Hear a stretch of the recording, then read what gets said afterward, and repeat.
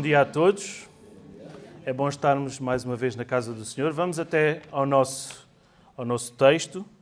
Aqueles que não fecharam já estarão por lá. Marcos 14.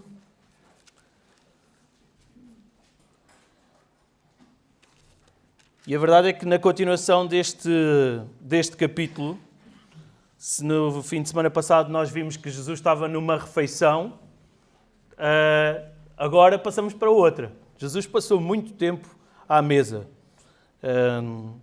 Também uma revelação daquilo que foi a sua humanidade. É algo que também nos agrada a grande maioria de nós, acredito. Eu vi, quando eu disse isto, alguns sorriram bastante. Os que não sorriram, eu estou preocupado convosco.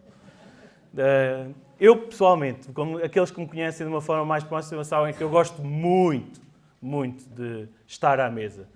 De comer e beber, sim, mas principalmente das boas conversas, os bons momentos que nós temos de volta de uma mesa. E a verdade é que nós saímos desse cenário de comunhão de mesa para uma nova partilha de refeição. E este é um evento, um cenário, uma refeição muito especial. Mas vamos primeiro ao nosso texto. Então, vamos ler a partir do versículo 12. Marcos 14 e versículo 12. E no primeiro dia dos pães asmos, quando sacrificavam a Páscoa, disseram-lhe os discípulos: aonde queres que vamos fazer os preparativos para comer a Páscoa? E enviou 2 dos seus discípulos e disse-lhes: ide à cidade, e um homem que leva um cântaro de água vos encontrará, segui-o. E onde quer que entrar, dizei ao senhor da casa: o mestre diz, onde está o aposento em que hei de comer a Páscoa com os meus discípulos?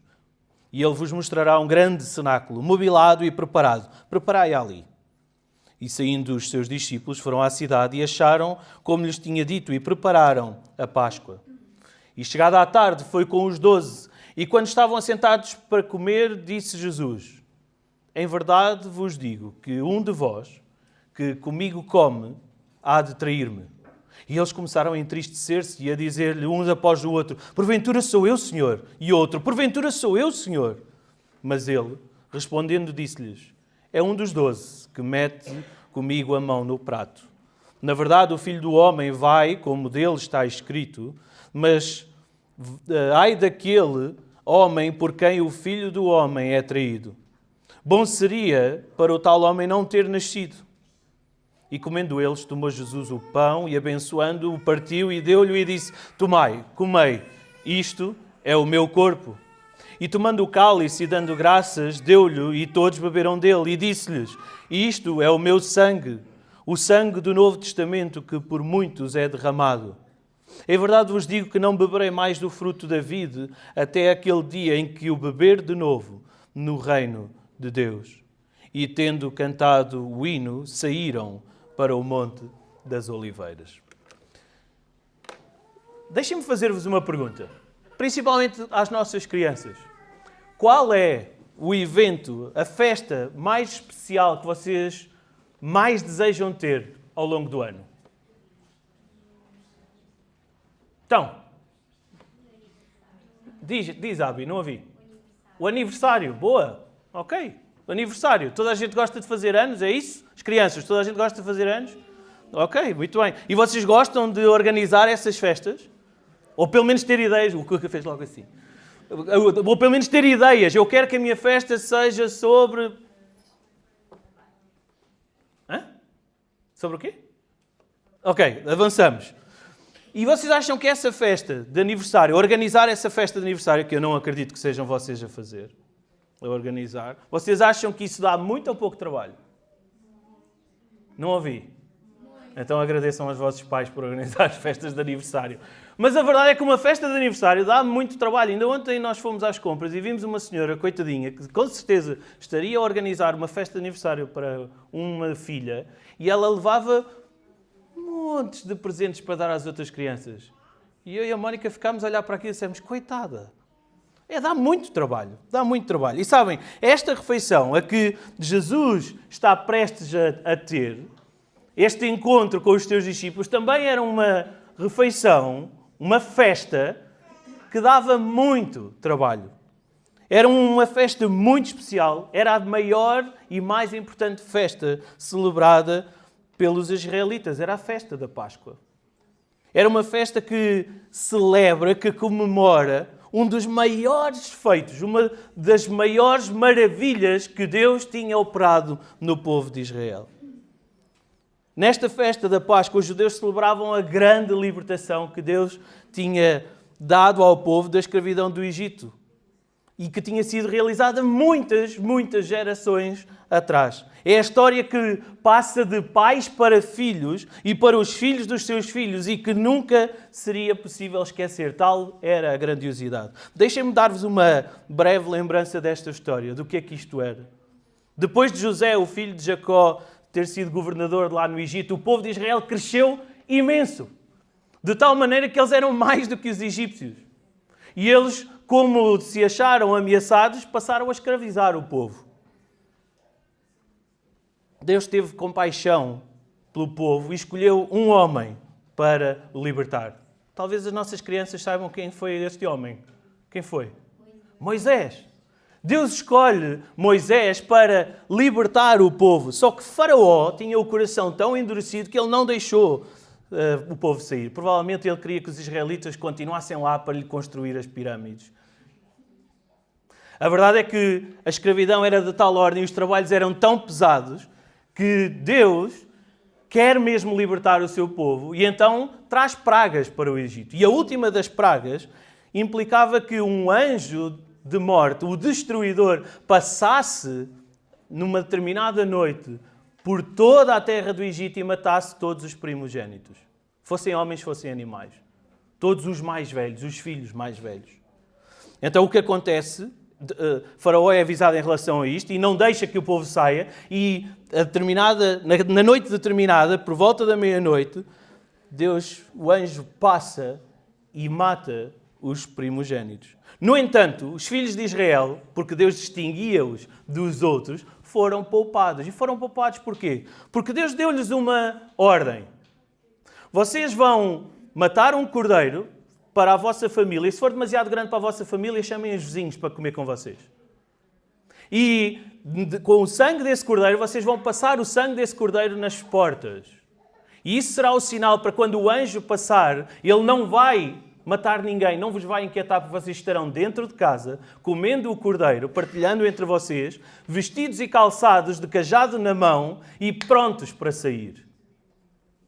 Reparem que esta libertação, esta preparação deles já implicava uma certeza de que a libertação estaria próxima. Era a seguir. Era logo a seguir. Imaginem o que é vocês de casaco vestido, os sapatos calçados, a mochila às costas, tudo prontinho e estamos a comer a refeição porque logo a seguir nós vamos sair. O que é certo é que o anjo passou e nas casas de todos quantos obedeceram, o anjo ao passar, o Senhor impediu que todos quantos estivessem lá dentro fossem feridos. O mesmo não aconteceu com os egípcios, principalmente com o filho do faraó. O filho mais velho do faraó morre, ele assim que se apercebe, deixa o povo sair. Sabem, esta é a história de uma noite memorável que as famílias israelitas celebram 14 dias depois do início do seu calendário. É ligeiramente diferente do nosso. E de geração em geração, Deus ordenou que esta libertação fantástica de milhares de pessoas fosse contada de geração em geração. Lá em Êxodo nós lemos que este dia vos será para memorial e o celebrareis como solenidade ao Senhor nas vossas gerações e o celebrareis por estatuto perpétuo, para sempre. É a história de salvação de todos aqueles que, em obediência à ordem de Deus, ficaram seguros pelo sangue de cordeiros que não tinham defeito algum, que tinha sido derramado nas portas e que impediu o anjo destruidor de agir. E quando os filhos lhes perguntarem o que significa esta cerimónia, eles eram ordenados a responder: é o sacrifício da Páscoa do Senhor que passou sobre as casas dos israelitas no Egito e poupou as nossas casas quando matou os egípcios. E o povo ao contar esta história, curvava-se nas suas casas em adoração. Esta é a história magnífica de libertação de um povo cujo Deus não tem limite na sua ação e no seu poder. E é esta festa, é exatamente esta celebração, que os discípulos perguntam a Jesus: onde queres que nós preparemos esta festa? Porque isto não podia ser preparado de qualquer maneira. Deus tinha dado instruções específicas e não era propriamente uma coisa que se conseguisse mandar vir pela Uber Eats, que alguém pudesse lá ir entregar em casa. Não era entrega ao domicílio. Havia uma dedicação da família para preparar a Páscoa. Deixem-me dar-vos algumas das questões específicas desta preparação. O cordeiro tinha que ser morto durante a tarde no átrio do templo. Então imaginem todo o Israel ir matar o cordeiro para depois ser comido. O espaço onde era feita esta festa, onde era feito este jantar, esta celebração, tinha de ser grande o suficiente, com as mobílias necessárias, e teria de ser arrumado em conformidade com a ordem de Deus. Era preciso comprar ou fazer os pães asmos, arranjar as ervas amargas, o vinho e o charosete, eu não sei se é assim que se diz, Rui, corrige-me se for o caso, que era uma pasta. Eu achei isto muito interessante, eu tenho que partilhar com vocês. Era uma pasta de maçãs, tâmaras, romãs e nozes, onde o pão e a carne era mergulhado. Sabem quando Jesus diz: aquele que põe a mão comigo no prato? Era isto, era um prato, ou 2 ou 3 que estavam no centro da mesa, com esta pasta em que eles mergulhavam e comiam. É o nosso paté. Além de outros alimentos e bebidas próprias a esta cerimónia. Ou seja, não era propriamente uma coisa que nós simplesmente vamos buscar uns franguinhos e fazemos em casa. Chamamos pessoas para comer em casa. Por ordenança e por tradição, como eu disse há bocadinho, esta refeição já tinha uma data marcada. 14 dias depois do início do calendário judaico. E tinha uma hora marcada. Tinha de ser feita logo após o pôr do sol, à noite. E todos se empenhavam, pois era a mais importante celebração. E é interessante que, por causa destas instruções, porque é que estes pormenores, eu estou a partilhar estes pormenores convosco? Porque tudo isto é importante, porque o próprio Jesus não ignorou isto. Ele dá instruções e ele faz algo que já antes ele tinha feito. Ele diz aos discípulos: ide à cidade. Quando é que ele antes tinha feito isto? Antes da entrada, Levi a dizer, antes da entrada em Jerusalém, ele disse: ide à cidade e encontrareis um... Não ouvi. É que senão não fica na gravação. Um jumentinho que ainda não foi montado por qualquer homem, e quando vos perguntarem: porquê que o levais? Dizei: o mestre precisa dele e tornará a torná-lo aqui. E Jesus diz-lhes a mesma coisa. Vão à cidade e vão encontrar um homem com um cântaro de água. Sabem, isto não era muito difícil de encontrar. Porque os homens, por norma, não carregavam cântaros de água. Este era um trabalho das mulheres. Ou seja, assim que os discípulos entrassem na cidade, e uma cidade normalmente tem muita gente, havia um homem a carregar um cântaro. Seguia esse homem até à casa onde ele entrar, mas não é com ele que vocês vão falar com o dono da casa e perguntam onde é que está o espaço para o mestre celebrar a Páscoa com os seus discípulos.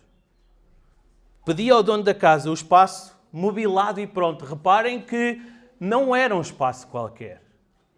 Um espaço mobilado e pronto para fazerem os preparativos. Tal como da primeira vez, aquilo que Jesus disse que iria acontecer, aconteceu perfeitamente.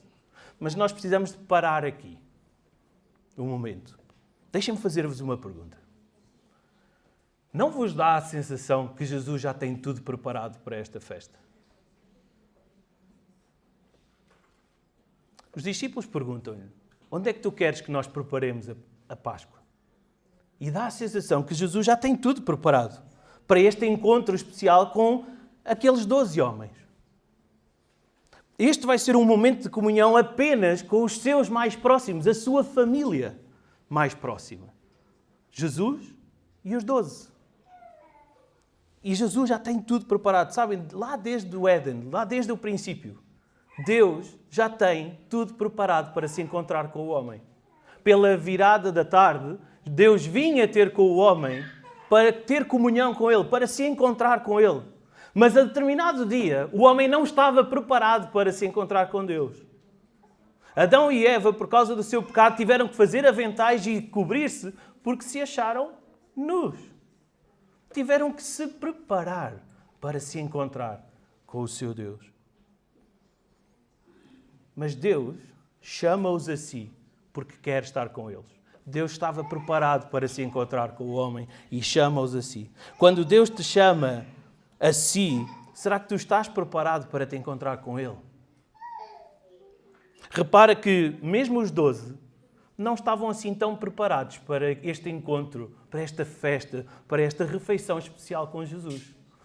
Vamos olhar o texto. Versículo 18, o que é que diz lá? Quando estavam assentados a comer, ou seja, a refeição já está a decorrer, disse Jesus, em verdade vos digo que um de vós, que comigo come, me há de trair. E eles começaram a entristecer-se, ficaram confusos e tristes, e começaram a dizer um após o outro, serei eu, Senhor? Porventura sou eu, Senhor? Reparem, estes homens que acompanham Jesus o tempo todo, duvidam da sua lealdade e fidelidade para com Jesus.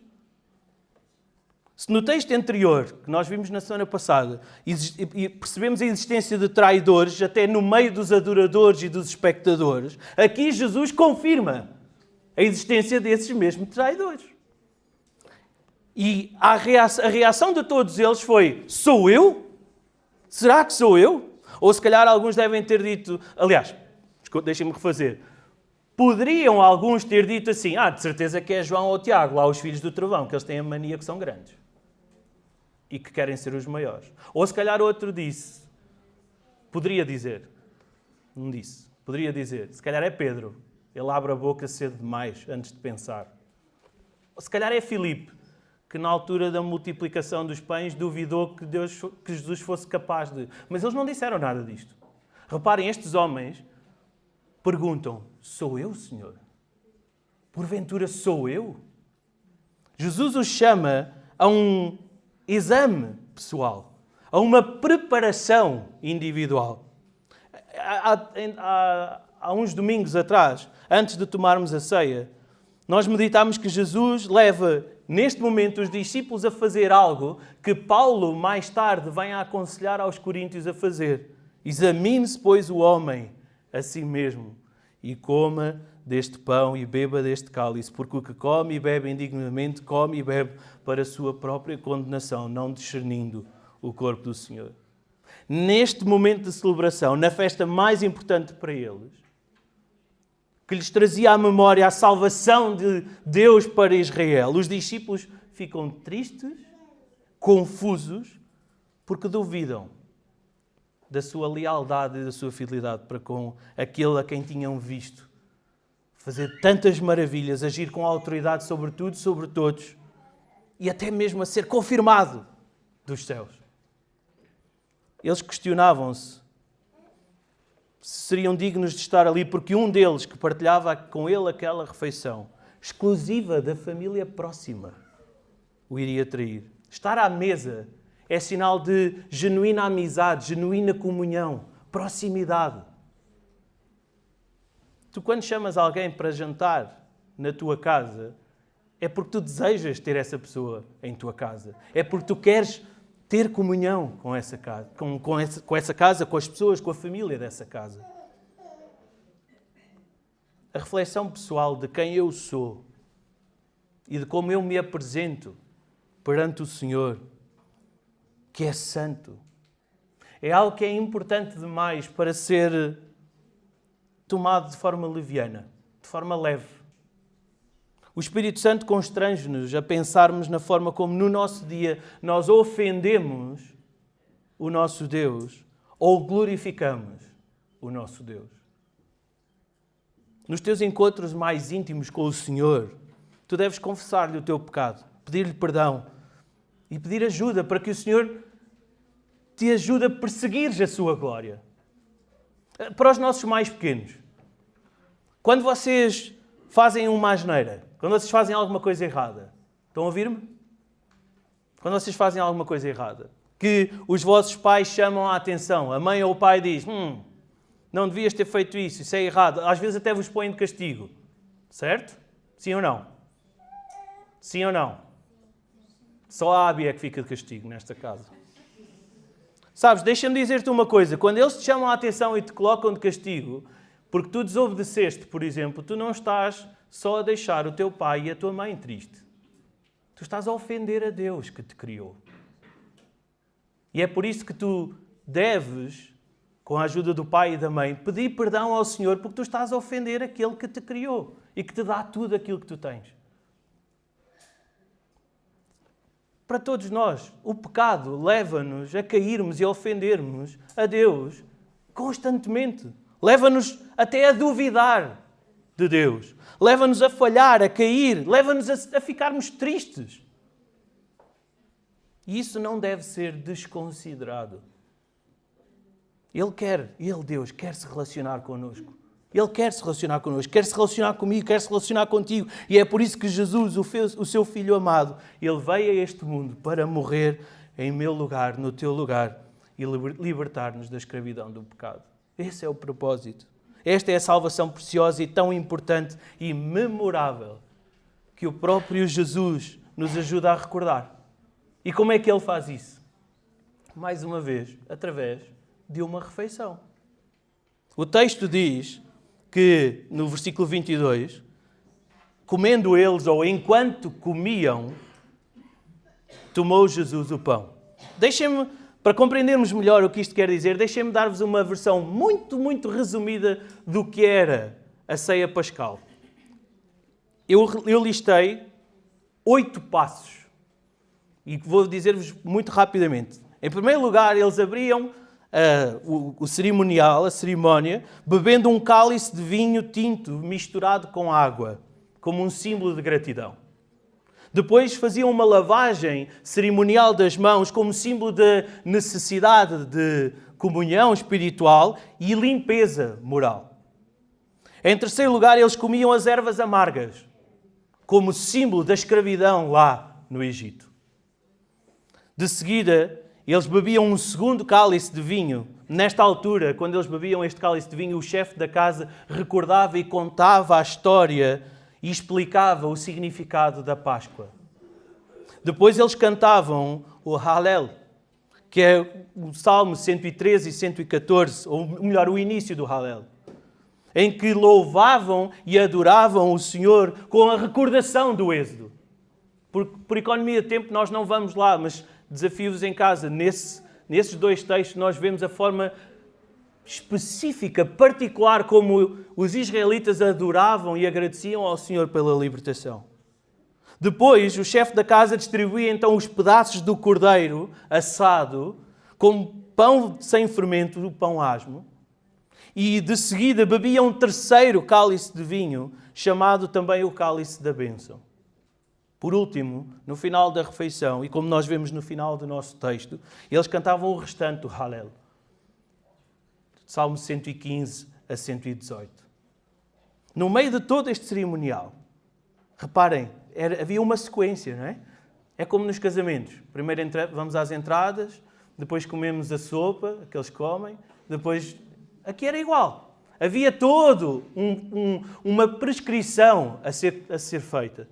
Só que no meio de todo este cerimonial, Jesus institui uma nova refeição, uma nova ceia. Uma nova ceia que deixa para trás a lei, que foi totalmente cumprida nele mesmo. E Jesus usa 2 dos símbolos desta refeição, o pão e o cálice com vinho, para criar um novo memorial. Uma nova celebração, uma nova festa. Se Jesus até aqui vem anunciando e vem predizendo a sua morte, inclusive no texto anterior, com a adoração daquela mulher que derrama aquele alabastro e o unge, aqui ele faz esta previsão, esta profecia de si mesmo, particularmente através dos símbolos. Fica claro a missão, o serviço do servo, o Filho de Deus, que vem para trazer salvação a todo aquele que crê. Fica claro o estabelecimento de uma nova e perfeita aliança. Fica bem proclamada, bem clara, bem firmada no seu próprio sangue, nesta celebração. Sabem, este é o novo memorial que eu e tu, como filhos de Deus, salvos pelo sangue de Jesus, celebramos para a sua glória e louvor. É um meio de graça pelo qual nós todos os domingos, quando nos reunimos no nome do Senhor Jesus e ao celebrarmos a ceia, nos edificamos, na comunhão do Espírito Santo, nos edificamos uns aos outros. É uma celebração especial de algo memorável e extraordinário que Deus fez por mim e por ti, através do Senhor Jesus. Mas sabem, há aqui um outro pormenor no texto que não nos pode passar despercebido. A verdade é que Jesus estabelece este memorial durante a celebração da Páscoa, que era a festa mais importante dos judeus. Mas é verdade também que ele prediz a sua morte, mas a verdade é que este memorial antecipa uma refeição ainda maior. Vejam os versículos, coloquem os vossos olhos nos versículos 25 e 26. Aliás, versículo 25. Em verdade vos digo que eu não beberei mais do fruto da vide até aquele dia em que o beber novo no reino de Deus. Até aquele dia em que o beber novo no reino de Deus. Se Jesus institui a ceia e diz: este é o meu corpo, este é o meu sangue, ou seja, para tu entregares o corpo e o sangue, tu tens que morrer. Tu não tens. Jesus teve que morrer. Ao entregar o seu corpo e o seu sangue, ele teve que morrer. Por outro lado, ele está aqui a dar a certeza de que ele vai ressuscitar, que ele vai viver e que celebrará novamente esta refeição no reino de Deus. O nosso Salvador, com a aparente notícia triste da sua morte, traz-nos a certeza, com a instituição da ceia, que a sua ressurreição é certa. A sua exaltação nos céus é certa. Jesus declara que se vai entregar por amor de muitos, que vai por eles derramar o seu sangue, isto é, a sua morte, quando no mesmo instante ele afirma que no dia que o Pai já determinou, ele beberá de novo do fruto da vida. Isto é uma afirmação de vida. Uma afirmação de vida. E pela Bíblia, que é a palavra de Deus, que não erra e que é verdadeira, nós sabemos e cremos que isto será para toda a eternidade. E se Jesus ressuscitou, também nós, os que cremos, ressuscitaremos com Ele. E com Ele vamos estar sentados à mesa, bebendo deste fruto da vida com Ele. No banquete, na ceia gloriosa, onde Jesus, o Filho amado de Deus, o Cristo, o Cordeiro de Deus, que morreu e que venceu, celebrará com todos os seus remidos para a glória de Deus Pai. É isto que Jesus está a anunciar com a ceia. No nosso estudo de Marcos, quando nos aproximamos de um momento alto, no clímax do Evangelho, em que Jesus, como Filho de Deus, cumpre as Escrituras, nós precisamos ter bem presente que este cumprimento perfeito na sua morte e ressurreição é o único caminho que nos traz a paz com Deus e a esperança da vida no porvir. É isto que tu celebras quando tomas parte da ceia. É isto que significa recordar a entrega de Jesus quando celebramos a cada domingo a ceia. Então, resumindo, antes de chegarmos a algumas breves conclusões, Jesus já cuidou de todos os preparativos para a ceia. O que havia a ser preparado, Jesus já fez. Devemos preparar-nos então nós para cear, para tomar esta refeição, para nos encontrarmos com Ele, deixando para trás o pecado que nos impede de estarmos com Ele. Jesus estabelece uma nova celebração por causa de uma nova aliança firmada no seu sangue. E a ceia do Senhor nos aponta para a cruz, sim, nos lembra a morte de Jesus, nos lembra a entrega do Senhor por amor de muitos, mas também nos aponta para as bodas do Cordeiro. Sabem, para os discípulos ainda era difícil ver e entender muitas destas coisas que nós estamos a considerar aqui hoje. Mas o nosso conhecimento e o entendimento das Escrituras, por aquilo que o Espírito Santo nos revela, Ajuda-nos a ter uma visão mais clara destas coisas. Não vos dá a sensação, às vezes, quando lemos os textos, de culpar os discípulos? Como é que vocês não viram? Não vos dá essa sensação? Acreditem que nós estaríamos bem piores.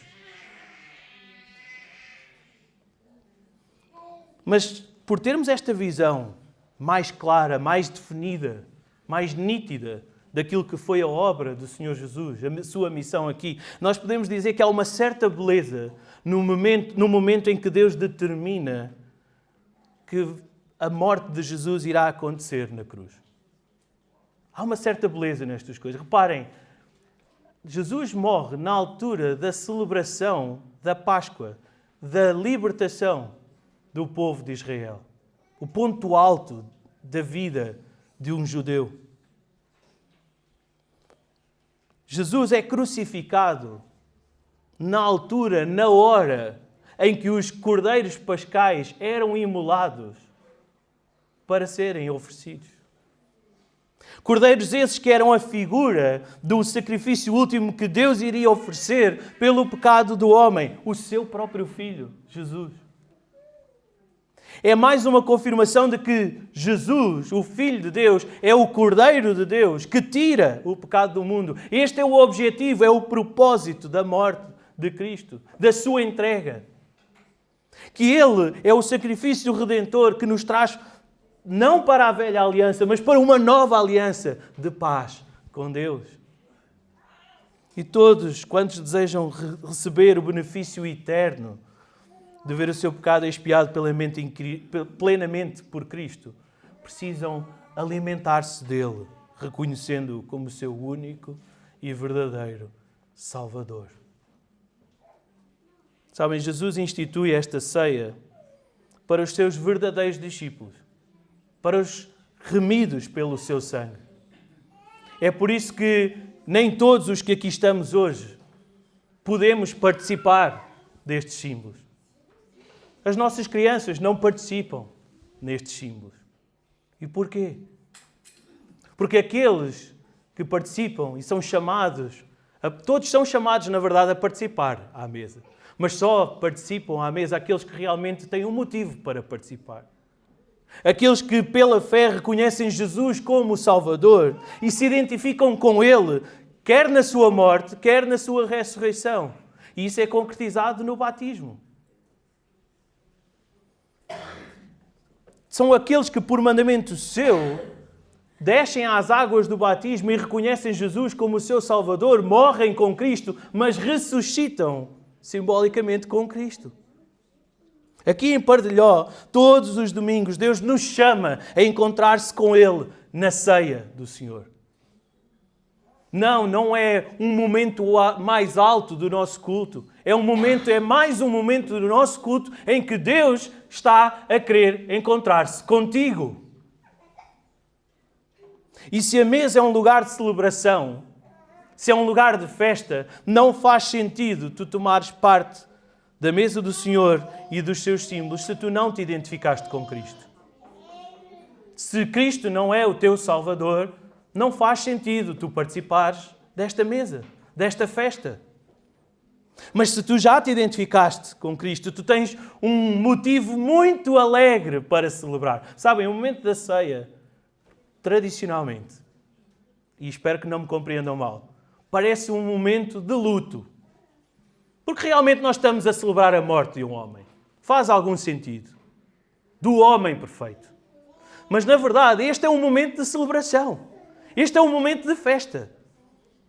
Este é um momento em que tu anuncias que Jesus é o teu Salvador e tu estás grato e o louvas por causa da libertação que Ele trouxe do pecado.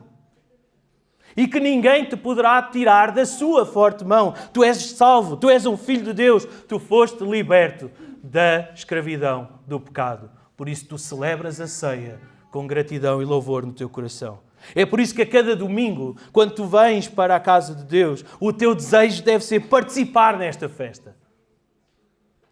Porque se há uma festa, eu quero estar lá.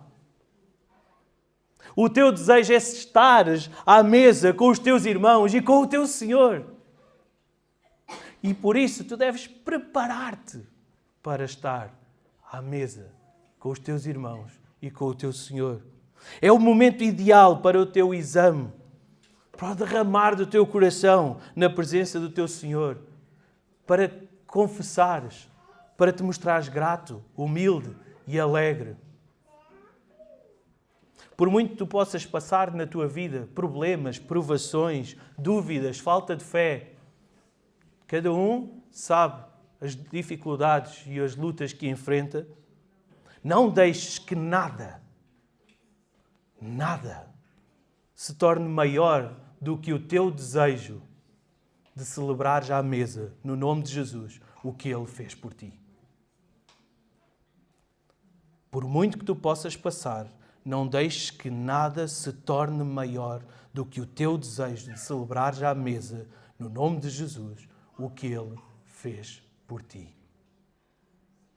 Mas se Jesus ainda não é o teu Salvador, tu não tens nada para celebrar aqui. Tu não tens nada pelo qual ser grato. Pelo contrário, significa que tu estás fora da mesa. Significa que tu estás fora da família de Deus. E fora da mesa, fora da família, significa que tu estás condenado. Significa que o que te espera é a condenação eterna, não a celebração eterna.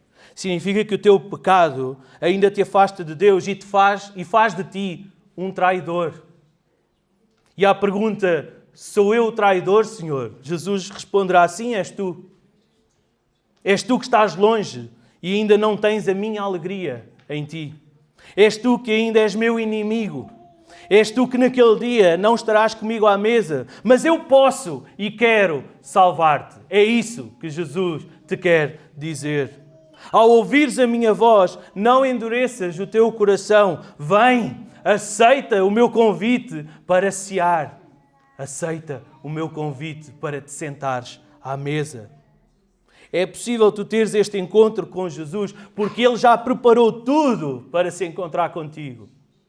Ele já fez tudo de forma perfeita, o que havia para fazer para se encontrar contigo. Porque esta morte que esta ceia anuncia, a sua morte já aconteceu quando Jesus, por amor, morreu na cruz. Mas Ele mesmo, hoje, convida-te a cear porque Ele ressuscitou, porque Ele vive, aceita o seu convite e vem. Por último, ao celebrarmos a ceia do Senhor a cada domingo, nós anunciamos o que aconteceu no passado, sim, a morte do Senhor Jesus, até que Ele venha, para nos levar com Ele para as bodas do Cordeiro, a nossa esperança e promessa no futuro. A palavra de Deus diz em Apocalipse 19:9, bem-aventurados aqueles, muito felizes, reparem, celebração, alegria, festa, muito felizes são aqueles que são chamados à ceia das bodas do Cordeiro. Estas são as verdadeiras palavras de Deus. Que todos, quando estamos aqui esta manhã, possamos naquele dia, nas gloriosas bodas do Cordeiro, levantar os nossos copos e cantar, louvai ao Senhor, louvai servos do Senhor, louvai o nome do Senhor, seja bendito o nome do Senhor desde agora e para sempre. Não a nós, Senhor, não a nós, mas ao Teu nome dá glória, por amor da Tua benignidade e da Tua verdade. Mas nós bendiremos ao Senhor desde agora e para sempre, louvai ao Senhor. Piedoso e justo é o Senhor. O nosso Deus tem misericórdia. Louvai ao Senhor todas as nações, louvai-o todos os povos, porque a sua benignidade é grande para conosco e a verdade do Senhor é para sempre. Louvai ao Senhor porque Ele é bom, porque a sua benignidade é para sempre. E juntamente com a multidão dos céus, aleluia, salvação e glória e honra e poder pertencem ao Senhor nosso Deus, porque verdadeiros e justos são os seus juízos. Aleluia, pois já o Senhor, Deus Todo-Poderoso, reina. Regozijemo-nos e alegremos e demos glória, porque vindas são as bodas do Cordeiro e já a sua esposa se ataviou. E foi-lhe dado que vestisse de linho fino, puro e resplandecente, porque o linho fino são as justiças dos santos. Que todos celebremos para a glória do Senhor o único e verdadeiro Deus.